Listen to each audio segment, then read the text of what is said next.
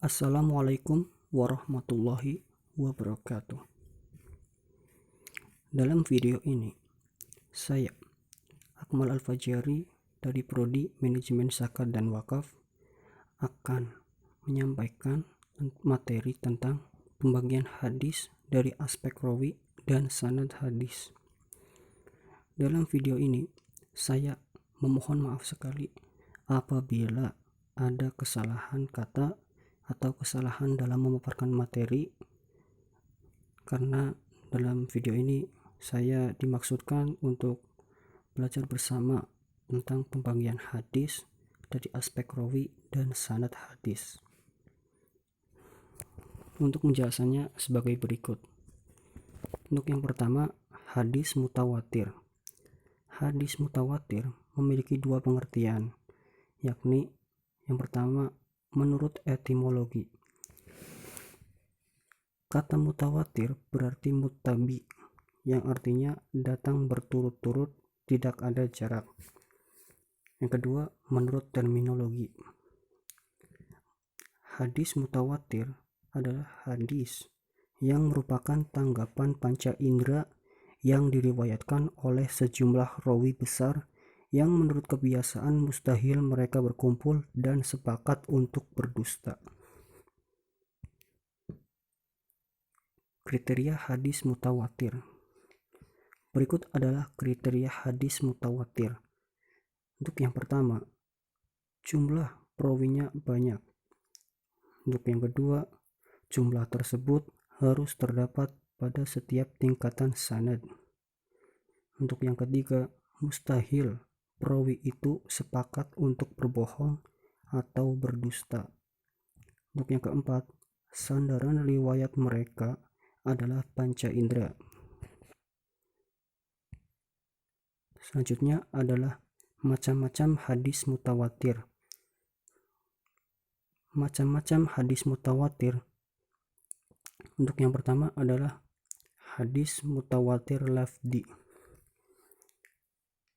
Adalah hadis yang mutawatir riwayatnya pada satu lafaz. Contoh hadis mutawatir lafzi. Barang siapa yang berbuat kebohongan atas namaku dengan sengaja, maka hendaklah ia menempati tempatnya neraka. Hadis ini diriwayatkan oleh lebih dari 70 orang sahabat. Untuk yang kedua, hadis mutawatir maknawi. Adalah hadis yang mutawatir maknanya saja, bukan lafadznya. Contoh hadis mutawatir maknawi ini adalah hadis-hadis yang menggambarkan Rasulullah mengangkat kedua tangannya ketika berdoa.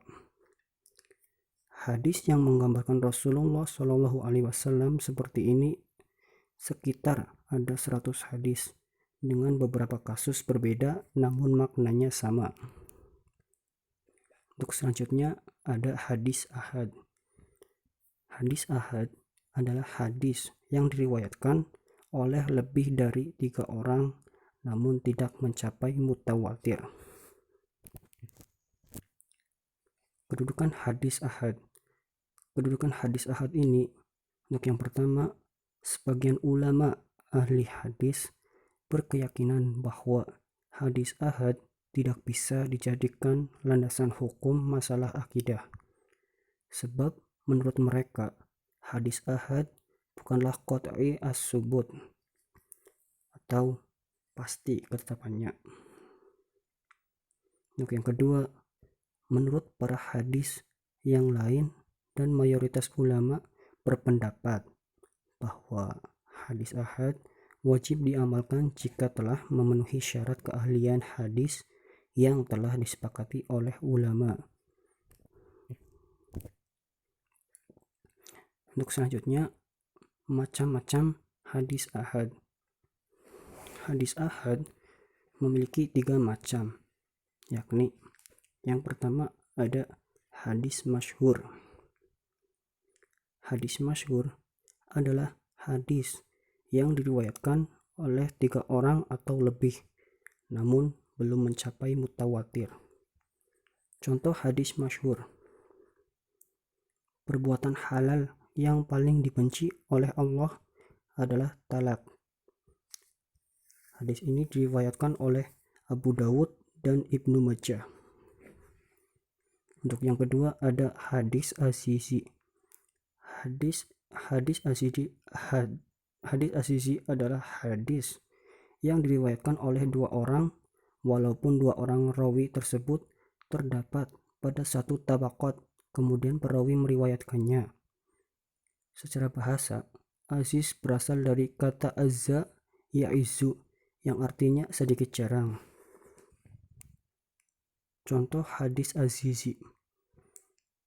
Hadis yang diriwayatkan oleh Al-Bukhari dari hadis Abu Hurairah bahwa Rasulullah bersabda, "Tidak beriman salah seorang kamu sehingga aku lebih dicintai dari orang tuanya dan anaknya."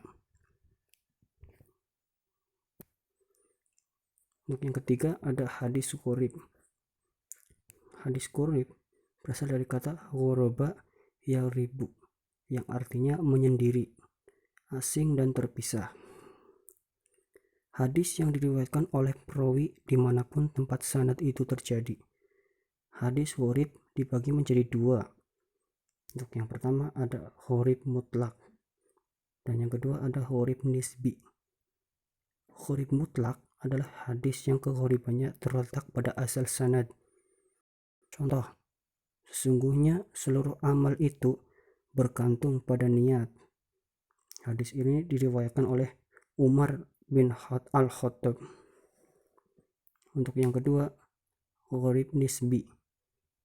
Gharib nisbi adalah hadis yang kegharibannya pada pertengahan sanadnya.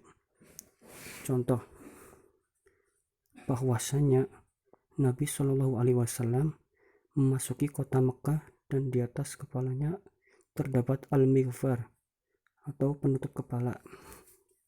Hadis ini diriwayatkan oleh Bukhari dan Muslim. Untuk yang selanjutnya ada skema sanad hadis.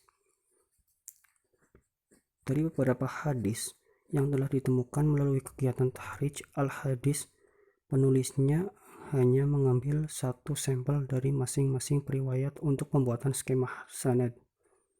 Dan berikut adalah uraian skema sanad hadis.